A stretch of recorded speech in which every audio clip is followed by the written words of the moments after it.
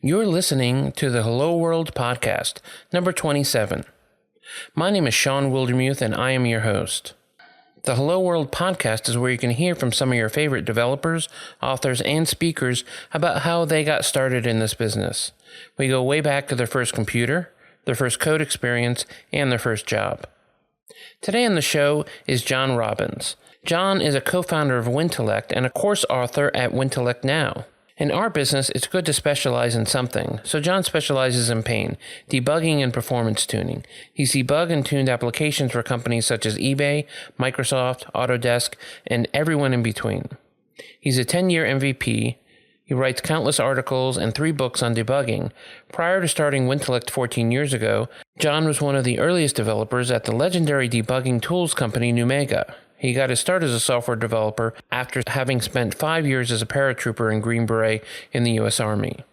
I've known of John for a long time and have run into him a couple of times at conferences. His story is one that surprised me greatly. I had no idea he had been a Green Beret, and in our interview we got a chance to talk about how being a Green Beret affected the way he does software development. If you've ever heard John speak, you know he's a great speaker, so I think you're going to enjoy this show a lot. Let's take a listen.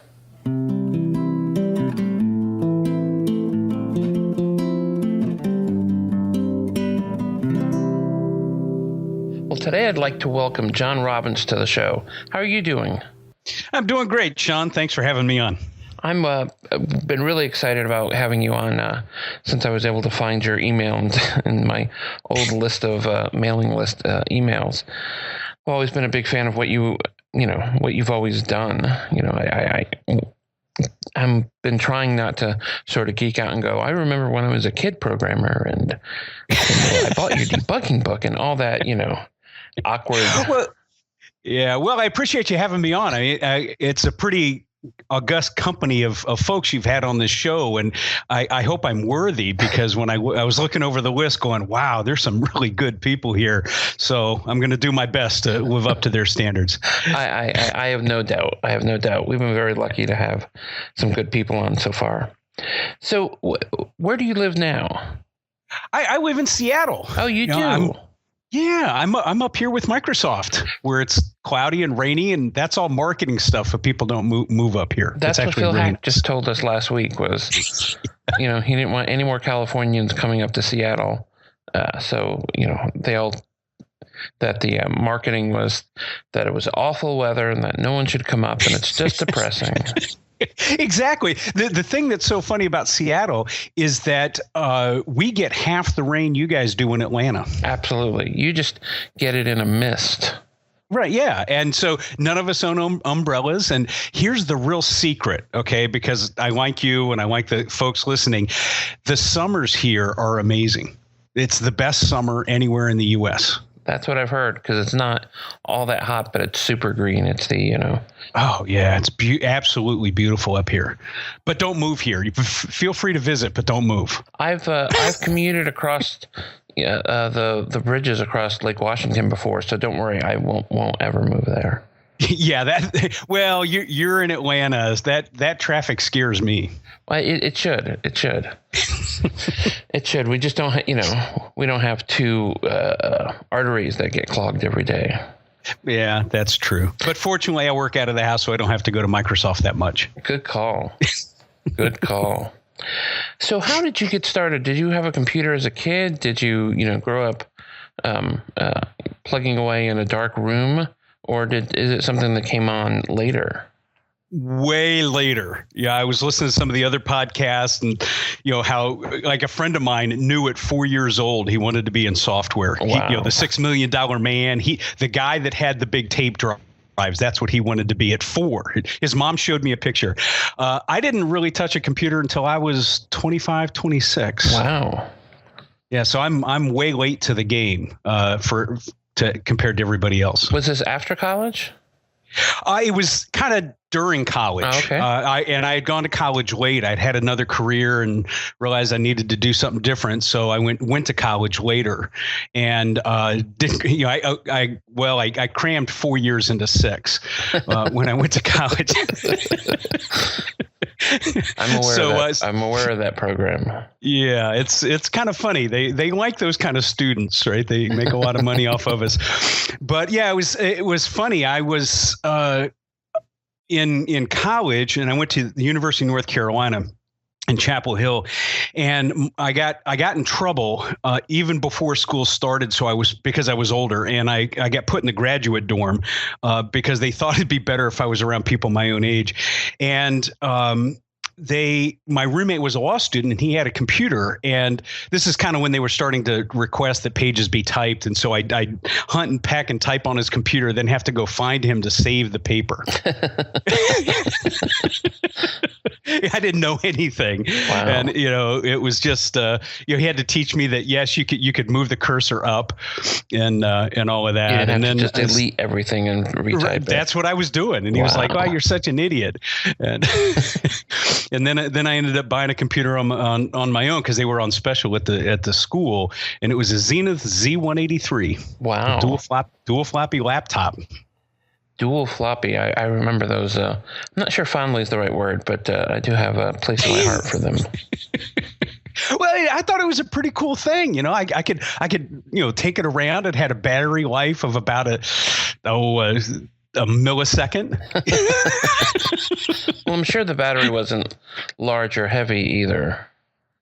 No, it's funny. My dad still has the computer, and he never keeps anything, but I can't quite figure out why he's kept this. And I was home a while back, and I pulled it off the shelf, and it was like, well, laptops are a lot smaller now, but I remember that machine lasting a good, couple of hours. Wow. Back in the 80s, because you weren't spinning the discs a lot. You worked, and you didn't save a bunch. Right. And you hope DOS didn't crash so you didn't lose your work. Yeah. And there was no, there was no page file or anything to keep all that stuff just, tearing through the machine. Yeah. The blazing 4.77 megahertz. It was I'm not sure fast is the right word, but it was there. It was there. I remember when I first got 2 floppies on my Commodore. I got a second drive for my Commodore 64, and I have to admit I mostly used it to copy software from other people. Ooh, I don't have to. I can actually copy a whole floppy at once. Yeah.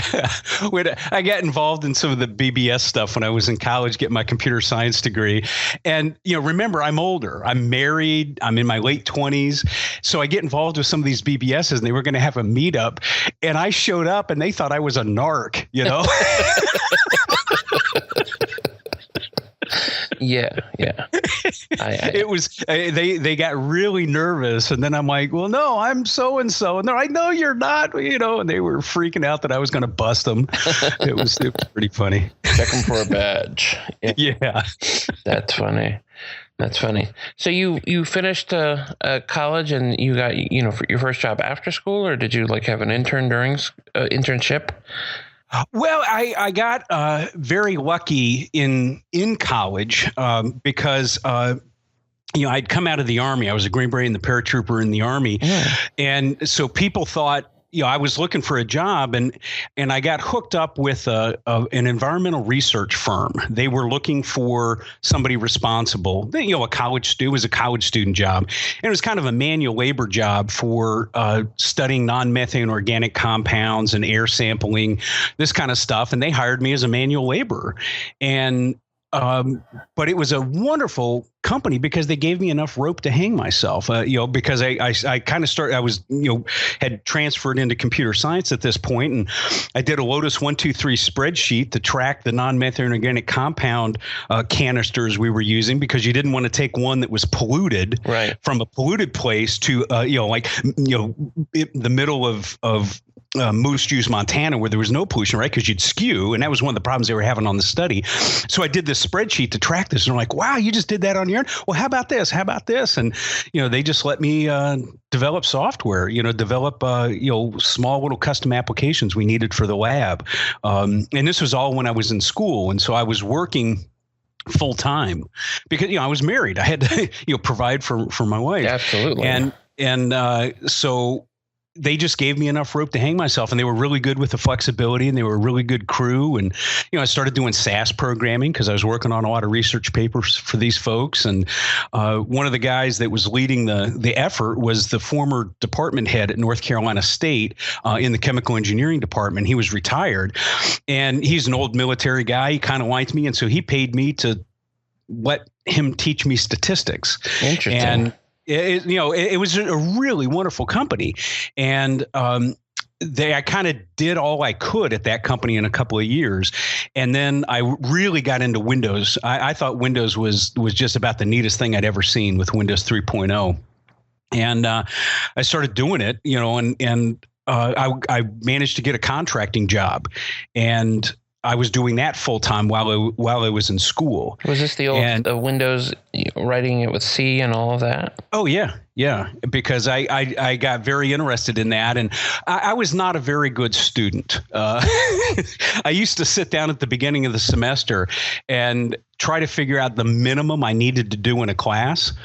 And I was very famous for going in and grilling the professor, going, okay, how do you grade? What's the standard? So, and I would figure out in classes, look, okay, I'd bust my ass for the first half of the semester, get straight A's, and then never go back. Yeah. Because I would just punch in a ticket. It's, so I was working full time and, managed to get this this contracting job doing Windows, taking over from Jeff Cogswell, who now is an author at Slashdot.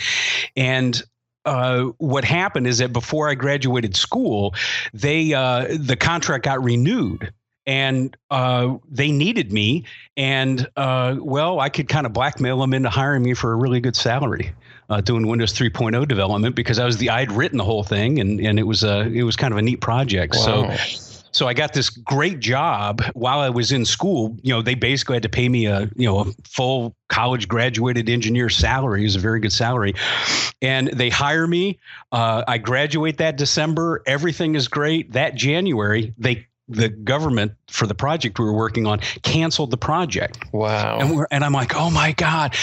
And we just signed a new extension, and they were like, well, here's what we're going to do. It's going to cost us more money to cancel the contract. We're just going to pay you for the next year. Wow.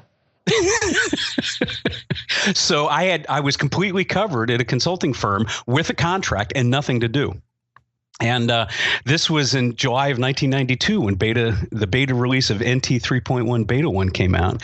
And so I spent the last 6 months of the contract working on that, and then 6 months doing whatever I wanted to do. And I got really good at 32-bit development before NT 3.1 shipped. Wow. And so you had that big ramp-up time before the rest of us had to sort of hobble in and... Yeah. And so I was doing multi-threading and everything else before anybody had ever thought about it. And so I had an opportunity and I didn't let it go to waste. Let's go back just a bit at that first job at the environmental place. Mm-hmm. Was there anyone there that could really mentor you on development? I mean, where did you learn how to be a good developer? Did that happen at the consulting company? Where does that happen? The funny thing was I was always working on my own. I was the only software guy at these places. And I think that the thing that helped me is I'd come out of the Army, being a Green Beret is kind of a interesting job, and and they really do a good job of teaching you how to think in there and how to plan and how to prepare. Mm-hmm. I spent my time in the Army, sitting around a table going, okay, we're going to plan for this mission. What if Bob dies? Right. What are we going to do? And we called it what ifing ourselves to death. We would just get every possibility laid out. What are the things that we're going to run into, what happens if the guerrilla commander doesn't meet us, all of these things. So I came from that background and so it was kind of natural in software because people would say, well, go write a program that does this. And I'd say, well, what if Bob dies? And then they get all nervous because they're not used to talking like that in the real world. Right. And they like Bob. Yeah, they did, so now I call it, well, what if Bob calls in rich because he won the lottery? And so, and so I just started asking them questions. Well, what if? Well, what if? Well, what if? And it was just kind of a natural thing for me. And I didn't know any better. And I just found it kind of easy to have that approach, and it worked really well. You really need that in software. You need that. Yeah. I have to look at it from 19 places because I don't know how this is going to be used or exactly what they're going to do. So I didn't really have much of a mentor in software. In fact, I had several jobs until I really got a mentor, and that was up at Numega. But by that point, I was 35. I'd already successfully shipped product and everything. So I was, the military, even though, everybody joins the military to learn a skill and I can kill people. Right. And I did get a ton of skill out of the military that have helped me every day of my career. Sure, because I think people think that you learn how to shoot in the military, but it's I get the sense it's more about discipline and planning. Planning and everything. Like I was reading the book Habit recently, and the author was talking to a guy in Iraq, and he was a war reporter, and they were having some problems in this one town where, folks would start gathering around, milling around, and then they'd protest the Americans. And, the major in charge said, went in and had a meeting with the mayor of the town. And he said, hey, I don't mind you folks getting together. That's fine. But do me a favor. He said, have the police keep the food sellers out. And the author was saying, well, why did you ask him that? He goes, man, I spent 20 years in the Army. I got a, size 44 chest, a size 2 head, but it taught me how to look at people's habits. Right. And by getting the food sellers out of the square, people got hungry and the crowds dispersed and they had no more trouble with, protests or anything else. Wow. And, I thought that was a good story because I never quite could put into words what I learned in the military, but I think that's what I learned. That was the best discussion of what it can do for you. And that's why it helped me in software. Yeah. Because, you see those 19 different ways of looking at things. And I think that's where, you have learned that, but you had to learn it through a lot of trial and error. Mm-hmm. Yeah. Right. And a lot of bugs going out into production and everything where, I felt I had an advantage, right off the bat because, I was always known for delivering code that, always pretty much worked the first time because I'd ask all the questions up front. So how did this sort of migrate into your you obviously worked at Numega and on their debugging tools, I assume. I'm making the assumption. And then, of course, the debugging books. When did debugging become this important part of what you do?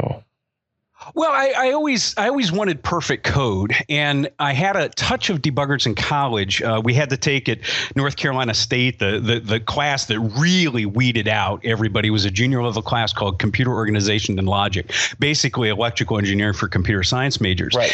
And so I'm taking this class, and it's kicking my ass. I mean, it is just beating me to no end. And the lab part of it, I got paired up with a graduate student, a guy named Eric Hill, who works at SAS now. And he was the perfect lab partner for me because he was an economics major, but he was getting a CS in computer science or master's in computer science. And he had to take this class. So here I am, a guy who can barely figure out what's going on. Because remember, I'm struggling. I'm just trying to get a 2.0. Right. That's all I cared about. And I'm paired up with a guy who's brilliant. And so we physically wired up computers with the breadboard, the whole, all the hardcore stuff. And we have to do the big class project. And Eric looks at me, he goes, man, it was so hard to wire up this computer. I don't want to take it apart. Let's go write a debugger. And I was like, wow, that's really interesting. So we wrote this little debugger. It was really easy. Everybody else was struggling with rewiring the boards to, control RC cars and stuff. And, we just figured out, you got the EEPROM, we want this routine here. Let's add some padding to it in case we have to change it. So we whipped this thing out in a tenth of the time everybody else did. And the professor was like, wow, nobody thought of this. This is great. And so that kind of got me interested. And then I took a job that was a complete and utter mistake. And I hated it from day one. Literally, the hour I took the job, it was a bait and switch, and so I was pretty miserable.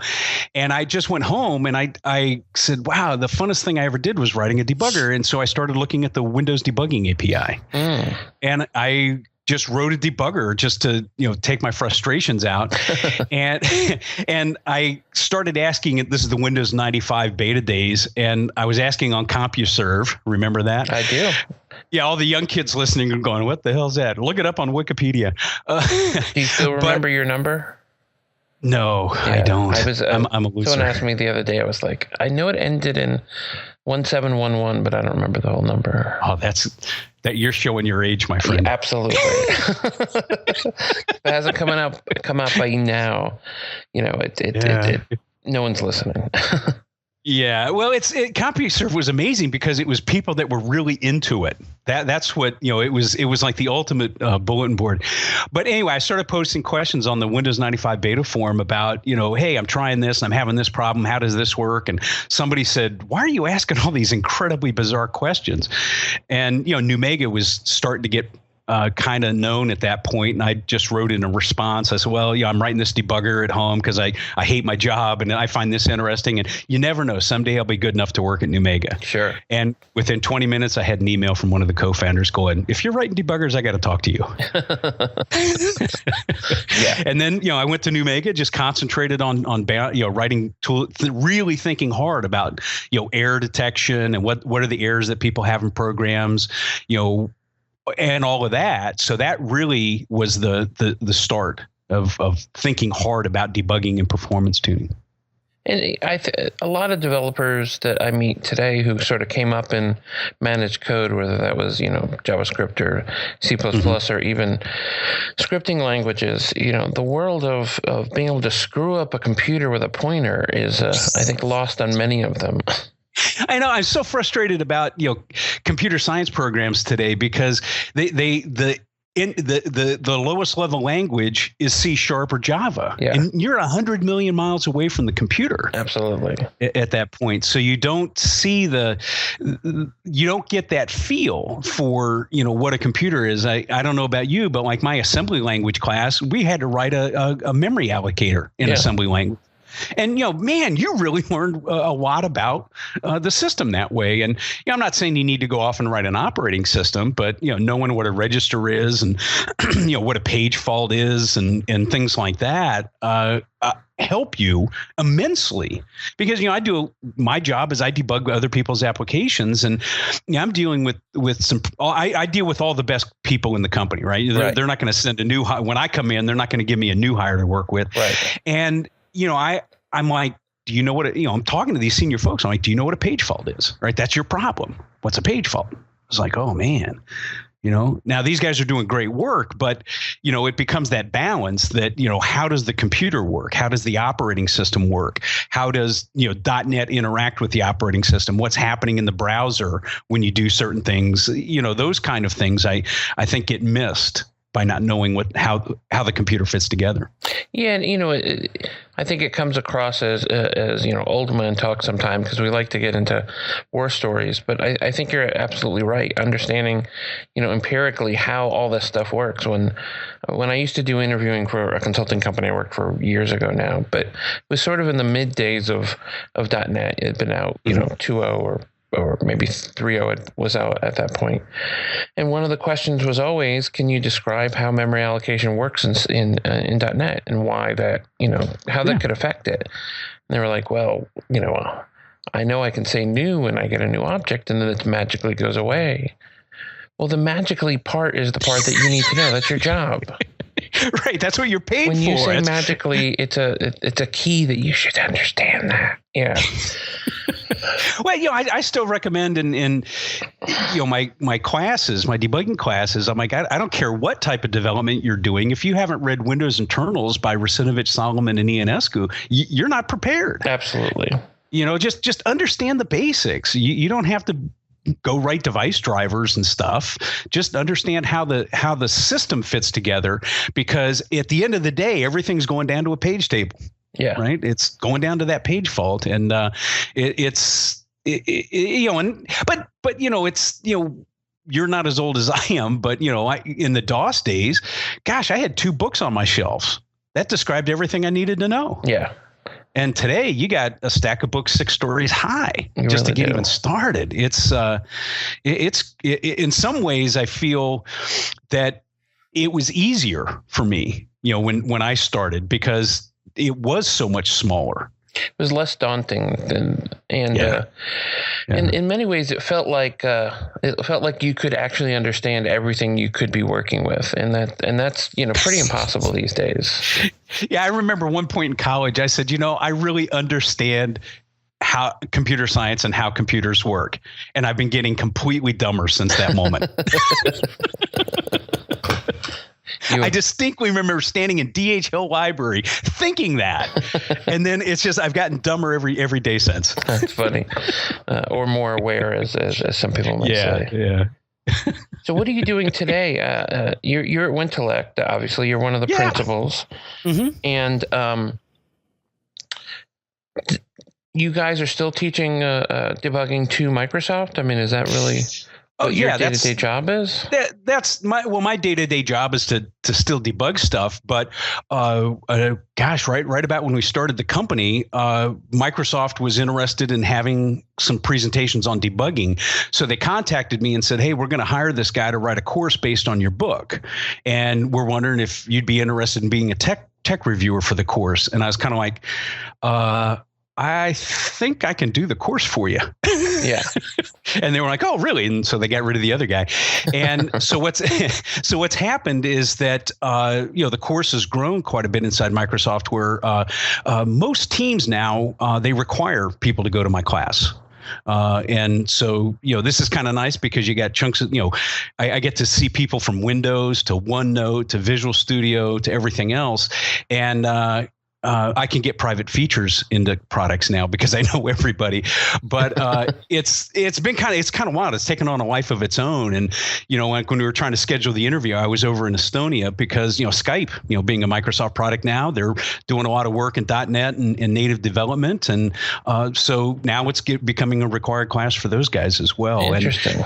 And that's I'm really happy about that because it provides an income. Sure. But it's the fact that I can keep up with one of the most high-tech, intense companies that I have been able to develop some training that they find incredibly valuable. And so I get a lot of, soul satisfaction out of that. And so I've got to keep up with that. But when I'm not teaching the class, I'm dealing with people's problems. Right before I went to Estonia, it was like, hey, we wrote this custom credential provider and it's not working. What are we going to do? Wow. So it's random stuff like that. I never know. My phone ring, and of course everybody is, all our sales guys are based with you in Atlanta, and I always come down to my office and go, oh man, what crazy phone call have they called at 6 a.m. about? Yeah, you don't want to know. Yeah, you really, really don't want to know. Well, this has been a great conversation. I really appreciate you being on the show.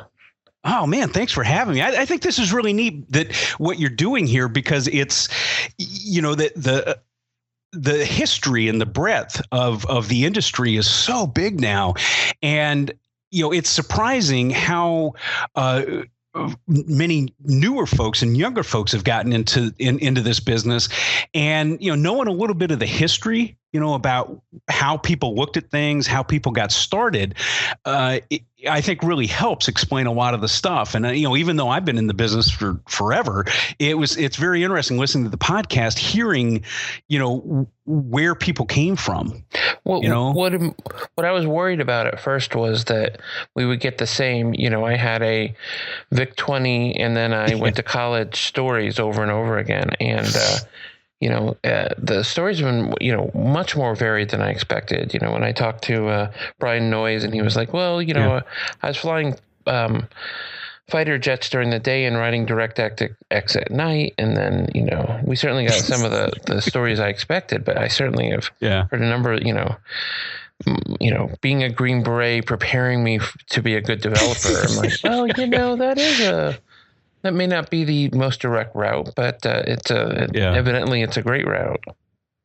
Well, yeah, it's funny. Numega was a very cutting edge company, not only for the software, but a lot of the process of software. It was Ed Sullivan, who's a VP at EMC now, was the director of software development, and he built an incredible organization, a repeatable organization where, we could literally tell you the hour of the day the product would ship. I mean, that's pretty wild. Especially back then. Yeah. I mean, and the being able to, build predictable software with the inferior tools we had then in some ways. Hey, yeah, we thought SourceSafe was the greatest thing since sliced bread. We can roll back a change. Oh my God, this is the greatest thing ever. We don't have to do it with zip files anymore and directory names on the server. But Ed was really big in broadening out the recruiting effort, because it was so funny, because here we were building the most hardcore of developer tools, right? Bounds Checker and Soft Ice. Mm-hmm. And you would expect us to be looking for, PhDs in computer science, people who graduated from Stanford. And we found those were the absolute worst people to have come on the team. Because they didn't have the breadth of experience. And so, we were always looking for music majors that spent 10 years in tech support and worked their way up, English, it was just kind of bizarre that we found that diverse experience was a huge plus. We had several folks that many folks that didn't have college degrees, had taken some college, but we didn't care. Some folks that we kind of wondered if they passed high school, but they were, but they had that passion for it. And so that's why, I think that that route leads to some people that bring a different perspective, and where you've got that perspective on a team makes a huge difference, because if everybody's done the traditional thing, you're a very narrow band of experience in the big scheme of things. But it's, that's easy to say, because we were a startup. We were run by two of the best engineers I've ever worked with, that were both the best businessmen I ever worked with. Wow. And so we could do that, but say you're working at an IT shop in a big traditional company where IT is not the focus. How do you go tell HR that, look, go find us somebody interesting? Yes. That's the last thing they want to hear. Yeah, that's not. But folks are doing it. I think they're, and that's what I'm looking forward to in the future. We've worked with some customers that have done some really good things. I don't know if I can say names. I want to say a name because they're doing good stuff. I'll say the name: Publix, the supermarket chain in your area. We've done a lot of work with them, and they're an IT shop that I think is doing very interesting hiring. I think they're doing very interesting things to entice people to come in, and I'm impressed. Wow. Right. Because, they're, think about it. They're a supermarket chain, right? We got margins at 2%, right, but they're enticing, good quality folks that you would not expect to see in a firm that, they're not cutting edge, but yet they're enticing folks and giving them a lot of good training with the other parts of the business. Right. So that they understand it. They have them go, be a bagger for a while and work with things, and that's where I think there's a lot of stuff that can happen with non-traditional software companies where you can really do good things. Like Jackson National Life is an insurance company, and, they make all their developers become licensed insurance salesmen. Sure. So they understand the problems. Exactly. And the pain they're trying to solve. Right. And they view that as a real strategic advantage to getting people to understand the business, but it shows that they're cared about, right? Because, if you're a developer there and you're getting paid for all, to take this training and expected to learn things, it's a completely different dynamic. And that's something I think, especially in today's world where, you don't have to go know how to, write a device driver, but, you have to know so much more about the business of software and how the software is going to be applied and how to talk to an end user that really doesn't quite know what they want. And certainly as turnover happens, I've talked to a lot of people who are like, well, we're going to lose our best, C# guy or whatever the skill set is. I'm like, you can replace that. The guy that's walking out is taking with him all the domain knowledge. You've taught him how your business works. That's way more valuable than the computer knowledge. Honestly, you can always, in some ways, replace computer knowledge, but it's that domain knowledge. You don't. In many cases, they don't even know that they've spent 5 years training this guy on how the trucking business or whatever they're doing works. Right. And that's enormous. And companies that recognize that and instill that in employees, you don't think about. I would never think about Publix as being, ooh, that's a place where I would want to be. But in truth, companies that are taking seriously how to get developers to understand the problem space, is probably a tremendous place to work. Oh yeah, because if the company is self-aware enough to give you that, we need you to know this problem space, they're also self-aware enough to give you ownership. Yeah. Right. Which is at the end of the day why you're going to work 80 hours a week, because you really feel that you're making a contribution. Yeah.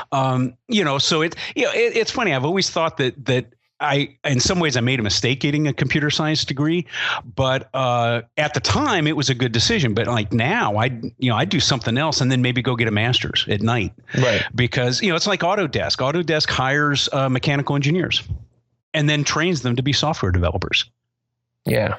That makes a lot of sense. It makes, and so that's where if you've got an accounting degree and then go get a master's in computer science, oh my God, yeah, you name your price because you can understand the business asks that folks are dealing with, and that's where it's hard. So it's, I'm now starting to think of if folks that are listening to this and they're thinking, well, how can I ask my boss for, if I'm at a trucking company for understanding, just go ask. Yeah. And if the boss is telling you, oh no, we don't have time for that, just shut up and go code. Well, start looking for another job. Yeah. Because, as I'm sure everybody listening knows, our business is at 0% unemployment. Yeah.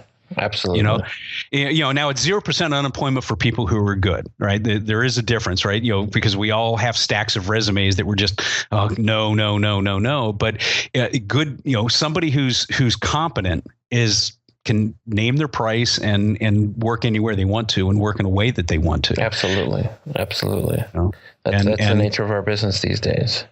Oh, it's so hard. I thought it was funny in the midst of the downturn in 2008, every single one of the clients I was talking to that were using us said, hey, do you know anybody good? We're hiring. Yeah. Because even then they couldn't find people. So it's a funny business, and it's been that way the whole time I've been in it. Absolutely. It actually, this is an odd story, but I'll tell it anyway. During the latest downturn, I didn't really notice how bad it was because of the industry we're in. Yeah. And I was recently had a breakup, and I started dating. I'm like, wait, you mean 30% of all insurance people in Atlanta lost their job? Oh, 40% of all the new home sales are down. And so these 17 industries are affected. And I didn't really see that as a developer.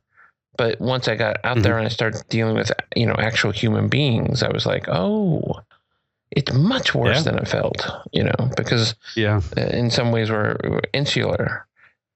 Oh yeah, it's Yeah, I saw the same thing. We did see our revenues go down because we were starting to lose some contracts Sure. with some of these companies, but we were still profitable. But it's like we're having a little downturn. But yeah, you're right. When you see how the rest of the world is functioning, it gives you pause and makes you go, ooh, thank God I went to college and I know what new does. Yeah. It's yeah. As long as we don't have to learn what ALEC means again. Yeah. Oh yeah. Well, but yeah, I think the thing that's so funny is that, how these companies just hurt themselves, with their hiring practices and stuff. A lot of my job is now, because Wintelec's grown, we've done well, we've got a bunch of employees. So, my role has changed a little bit that, I go in and help sales, right, which is a lot of fun. Right. And any developer that tells me, oh, I got a product, but I can sell it, you're on crack. 90% of a business, 90% of technology is sales and marketing. Absolutely. Technology is just 10%. And I was in this one company, and they'd been a good customer of ours, and so they said, hey, we'll have John come by, do a couple hours on debugging, and just for free. Thanks for being a customer who's going to be in town. So I go in, I start talking to the developers, and one of the guys says to me, he says, wow, this is the first time in 4 years we've had training. Uh-oh. Yeah. And I'm like, dude, get another job. Yeah. That really depressed me, because it really, I was like, wow, how am I going to be excited now when, they're a good customer of ours, but this is kind of how they're treating their folks. So if you're a manager listening to this, and it's not just because, Wintelec makes a bunch of money off training. It's really, you have to show the love down too, because with 0% unemployment, we were talking to all our developers at Wintelec trying to figure out how many recruiting calls they get. And I just cried. Yeah. I was like, man, what do I have to do to keep these people happy? That's all it became, because, good folks are just in demand. And, Jeremy Lickness, any company in the world would kill to have somebody as good as him. Absolutely. My goal in life is to be half as good as Jeremy Lickness. Or at least work, my goal is to work as 10th as hard as he does, right? My God. I don't know how he does it. He's the master of time management. We do this thing inside Wintelec. Yeah, because we're scattered all over the place, and we're on, one or two people at this one company, one person in another. So we don't really have that water cooler conversations. So Jeremy said, that's we got to fix that. So he started this thing. It's awesome. And he sends it out every Monday morning. It must be at 3 a.m. or something, because it's always in my inbox. And it's like, what did you do this week? And he writes an email about what he did and his thinking of that week. Now, of course, this is a perfect Jeremy Lickness email. It goes on for many paragraphs. There's no spelling errors. It's perfectly grammatically correct. And I'm going, I don't remember what I had for breakfast. Yeah, but we're old now. So that might be part of it. But it's like for us, that's become a very important part of our culture is Jeremy's email. And then everybody responds. What did you do? What did you work on? What did you see in the business? What are you thinking? And it's just part of that culture thing. But it all comes down to Jeremy. I mean, the guy's a machine, a nice machine, but he scares me. That's funny. That's funny. Well, thanks again for being on the show. It's been a great conversation, and I hope you enjoy what I'm continually told is the bad weather in Seattle. Oh yeah, it's horrible up here. But thank you very much for having me on. I think you're doing a really neat podcast here, and I can't wait to hear who else you're going to get on the show. Well,